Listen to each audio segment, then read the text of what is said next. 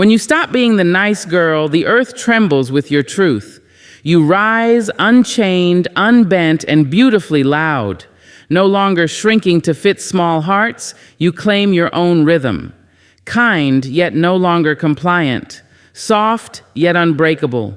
The world meets you, finally, as you truly are. When you stop being the nice girl, something ancient stirs within you. For years, you carried the weight of everyone's comfort, mistaking silence for grace, compliance for kindness, and exhaustion for love. You smiled when you wanted to cry. You agreed when your spirit screamed no, and you bent until your soul began to splinter.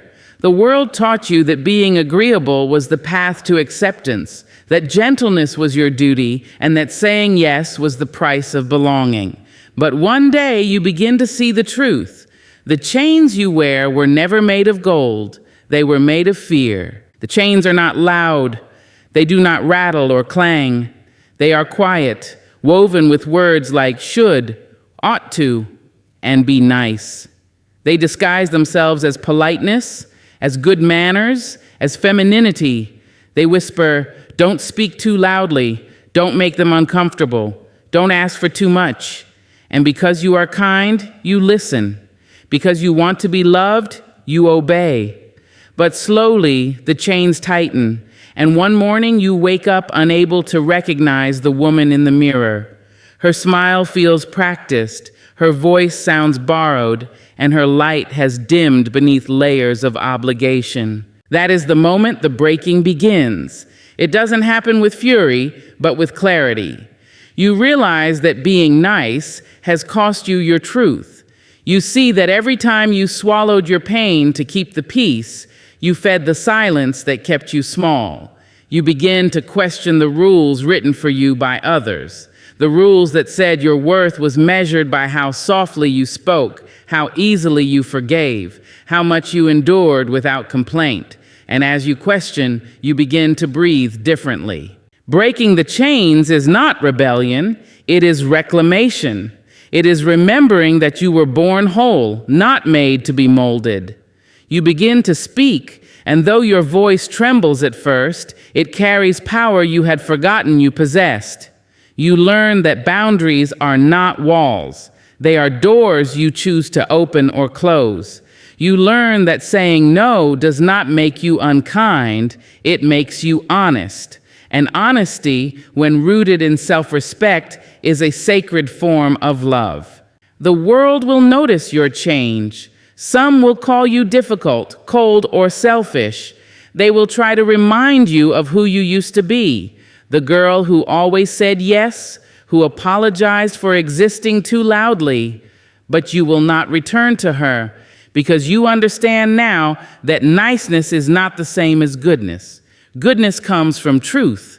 Niceness, when forced, comes from fear. As you keep breaking the chains, something magical happens. Your shoulders lift, your words grow wings, and your laughter rings truer. You no longer chase approval like it is air. You no longer explain your choices to people who never tried to understand your heart.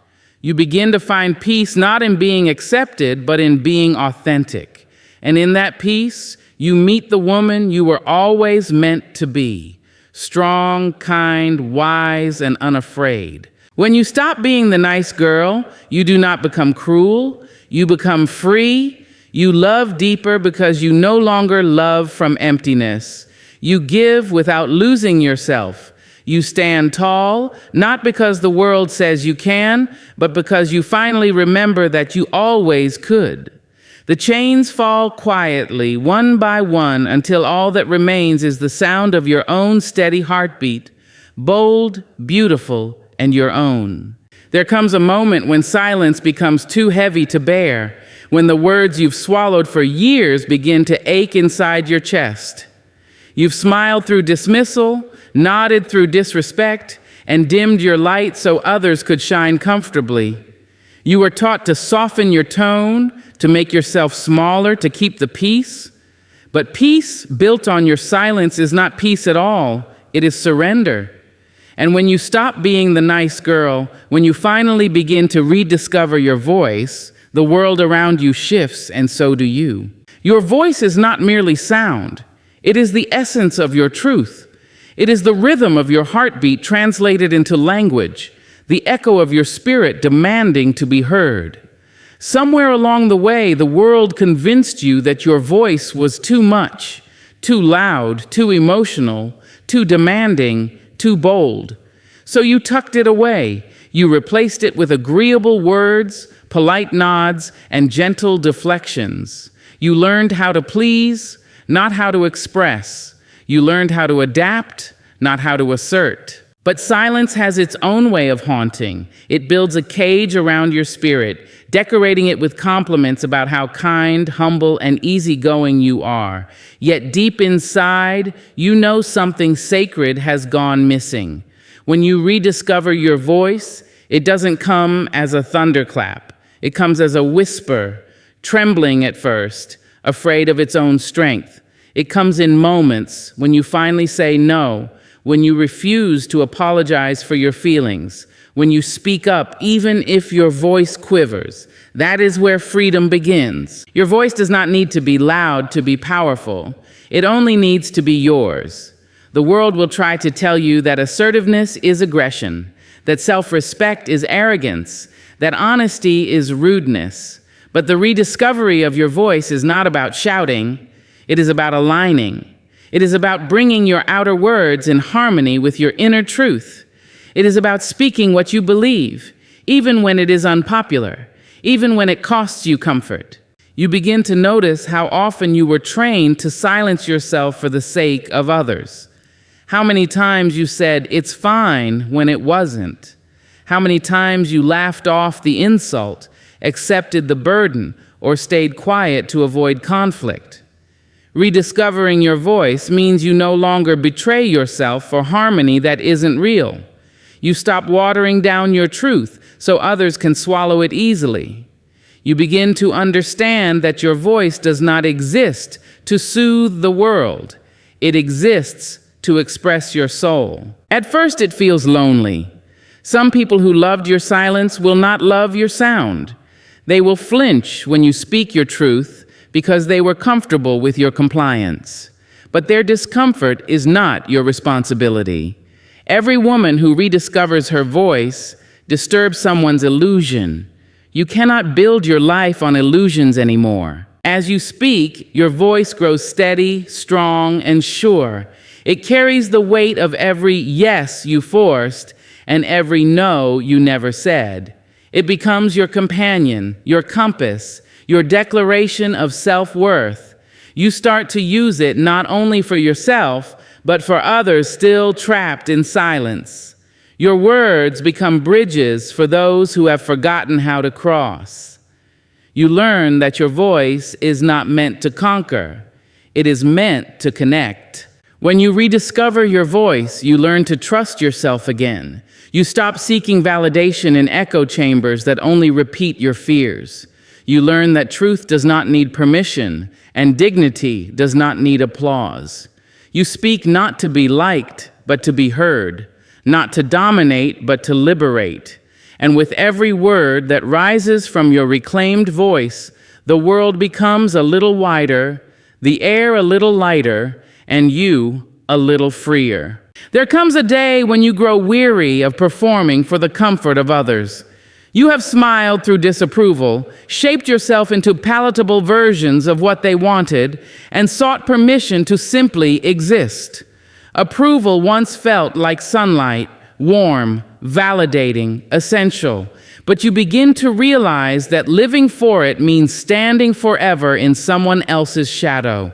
The moment you stop being the nice girl, you begin to understand that strength is not the opposite of kindness. It is the root of it. Choosing strength over approval is the quiet revolution that turns survival into freedom.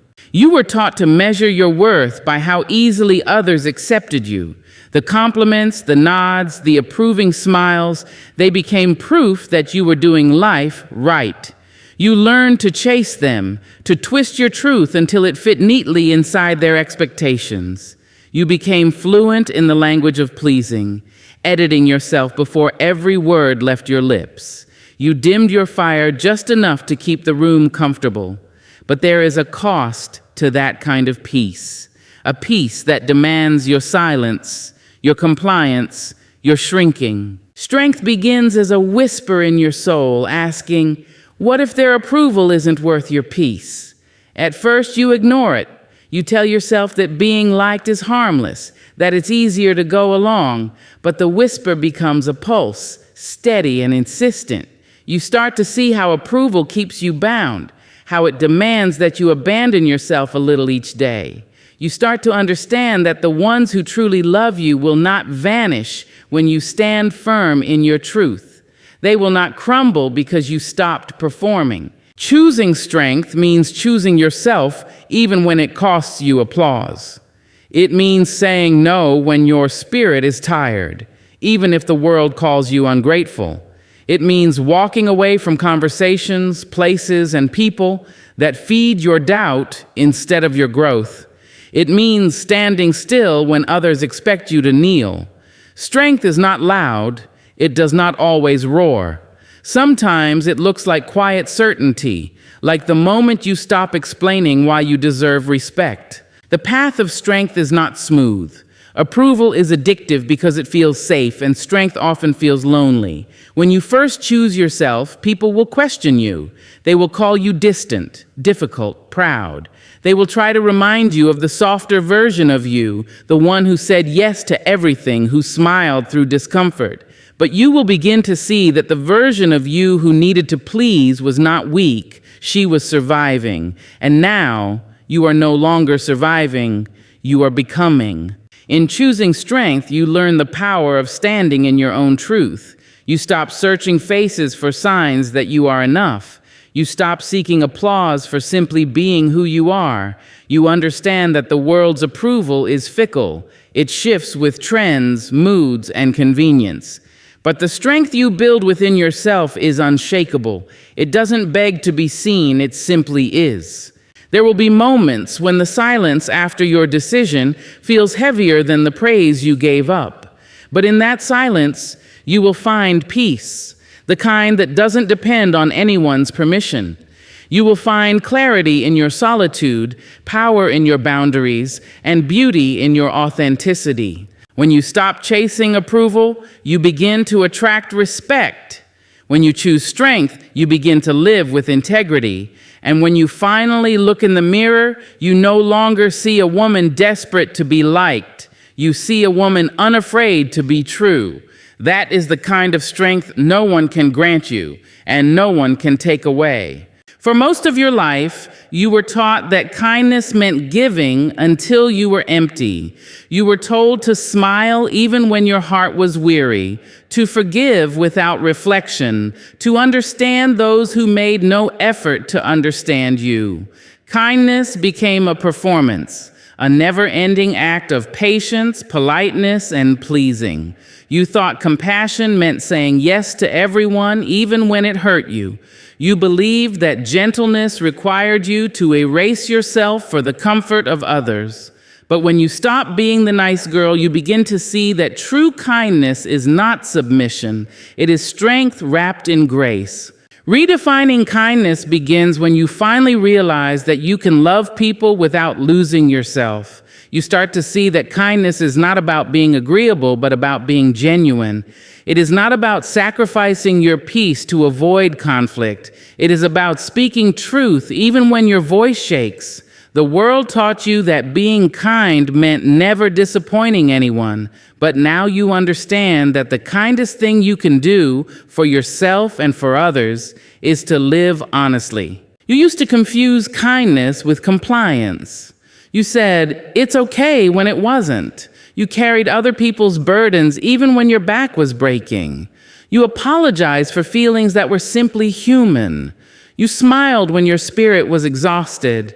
And all the while, you believed that enduring quietly made you good.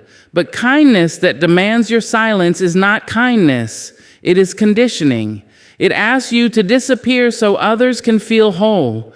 Real kindness asks you to stand tall and still extend warmth from a place of integrity, not obligation.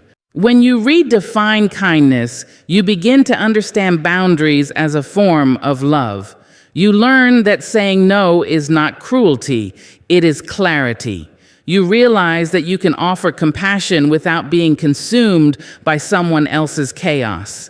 You stop watering dead gardens out of guilt. You stop pouring yourself into cups that never refill. Your kindness no longer bleeds, it breathes. It grows from truth, not from fear of rejection. Kindness does not mean keeping quiet in the face of wrong. It means having the courage to say, "This is not okay," and meaning it with a steady heart. It means refusing to shrink for those who mistake your silence for grace. It means forgiving, not because they deserve it, but because you choose peace over poison. Redefining kindness teaches you that forgiveness does not mean reunion, and compassion does not mean access. You can love from afar. You can care without being available to be hurt again. People may not understand this version of you. They will miss the woman who said yes too easily, who absorbed their anger without protest, who smiled while breaking inside. They may call you cold now, distant, changed. But you will know better. You will know that kindness without boundaries is self-erasure, and you will no longer disappear to make anyone else comfortable. You will know that soft hearts can exist in strong bodies, and gentle souls can hold fierce truths. True kindness is rooted in respect, first for yourself, then for others. It is quiet but firm, humble but unshakable. It gives without demanding, and it loves without losing sight of self. When you redefine kindness, you begin to move through the world differently. You extend grace, but you no longer allow your grace to be mistaken for weakness. You become the kind of woman whose love uplifts, not enables, whose words heal, not hide, whose boundaries teach others what love should truly look like. There comes a sacred moment when you realize that your power was never lost. It was simply waiting for you to claim it. For years, you were taught to be careful, to be quiet, to wait your turn. You learned to lower your eyes when your truth made others uneasy, to soften your strength so it wouldn't be mistaken for defiance. You learned to ask for permission to be seen. But when you stop being the nice girl, something within you begins to awaken, a knowing that your power is not something you earn through obedience. It is something you already carry. Standing in power is not an act of rebellion. It is a return to yourself. Power does not always announce itself with thunder. Sometimes it begins as stillness, the calm assurance that you do not need to prove your worth to anyone. It is the quiet decision to stop explaining yourself to people who have already decided not to understand. It is the moment you realize you can stand tall without apology. You no longer shrink to fit into spaces too small for your truth. You no longer silence your intuition for the sake of acceptance. You begin to stand in rooms without asking for permission to be there.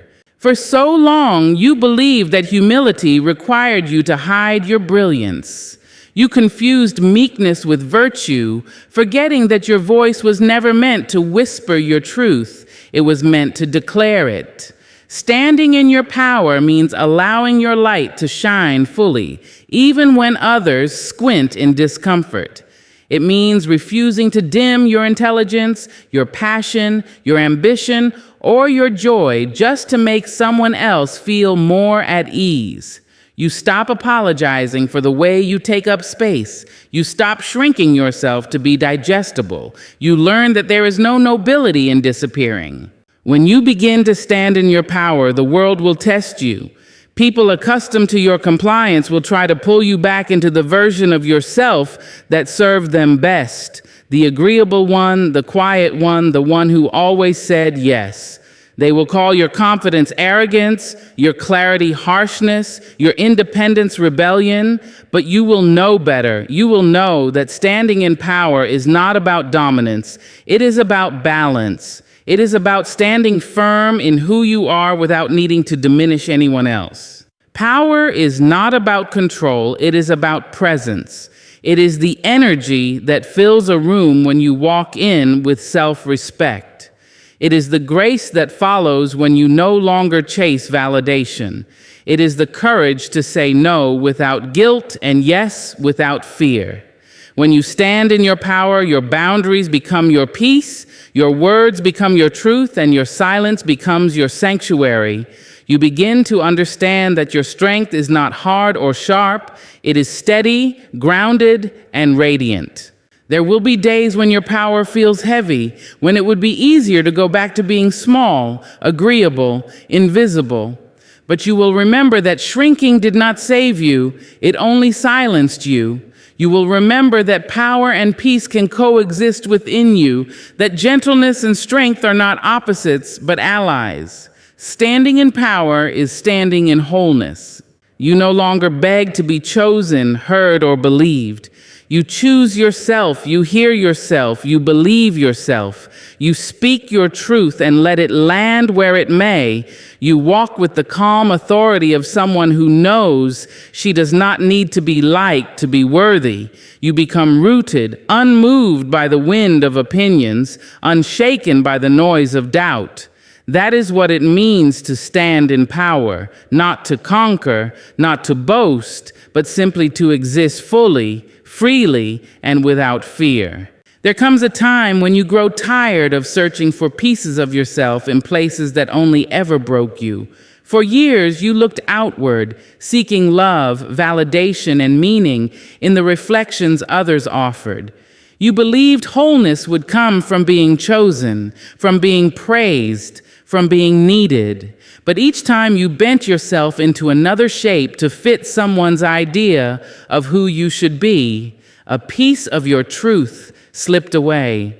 When you stopped being the nice girl, when you finally stopped performing for acceptance, you begin the long, tender work of becoming whole. Becoming whole is not about perfection, it is about integration. It is the sacred act of gathering every fragment of who you are, the soft and the sharp, the light and the shadow, and welcoming them home. You stop dividing yourself into acceptable and unacceptable parts. You stop apologizing for your contradictions. You understand that the same heart that holds gentleness can also hold fire, that the same spirit that forgives can also demand respect. Wholeness is not about always being good. It is about always being real. You start to see how much of your life was lived trying to earn worthiness. You did everything right, followed every rule, smiled through every slight, hoping that goodness would protect you from pain. But life, in its wisdom, refuses to let you stay hidden behind performance. It breaks you open not to destroy you, but to show you what is real beneath the masks. The breaking feels cruel at first, like losing yourself. But in truth, it is the moment you begin to find yourself again. Becoming whole requires forgiveness, not for others, but for yourself. You forgive the girl who stayed too long, who said yes too quickly, who dimmed her light to make others comfortable. You forgive her because she was only trying to survive in a world that punished her for being too much and too little all at once. You gather her in your arms and tell her she was always enough. You stop running from your past and start listening to it. Every mistake becomes a teacher, every scar a map leading you home. Wholeness does not ask you to erase your pain. It asks you to honor it. You learn to sit with your emotions instead of hiding them behind smiles. You stop labeling your feelings as good or bad. You begin to see that even your anger has wisdom, your grief has depth, your fear has purpose. You make peace with the parts of yourself that once made you uncomfortable. You no longer seek to fix yourself because you realize you were never broken, only buried beneath layers of expectation. In becoming whole, you begin to love differently. Your love is no longer a currency to earn affection or approval. It becomes a gift you give freely without losing yourself in the giving. You learn to receive love that nourishes rather than depletes, love that stands beside you rather than above you. You no longer confuse attention with affection or intensity with intimacy. Your relationships become reflections of the respect you've learned to give yourself. As you continue to gather yourself back together, the noise of the world begins to quiet. You no longer chase what leaves or cling to what hurts. You learn to trust your own rhythm, to rest in your own company, to find beauty in stillness. You begin to understand that wholeness is not a destination, but a continual unfolding, a daily return to your center. You become the woman who no longer waits to be saved or seen. You become the woman who walks with both softness and certainty, who knows her worth without needing to prove it. You become the woman who stands tall, not because life has been kind, but because she has learned to be kind to herself. This is what it means to become whole, to live as your truest self, unbroken, unhidden, and finally, home. And so, when you stop being the nice girl, you do not become hard or heartless. You become whole. You break the chains that once silenced you, you rediscover the voice that was always yours, and you learn to choose strength over approval. You redefine kindness as something that includes yourself, and you stand in your power without apology. In doing so, you return to the truth of who you are, wild, wise, and wonderfully human. You no longer live to be pleasing. You live to be true, and in that truth you find peace, freedom, and a love that begins and ends with you.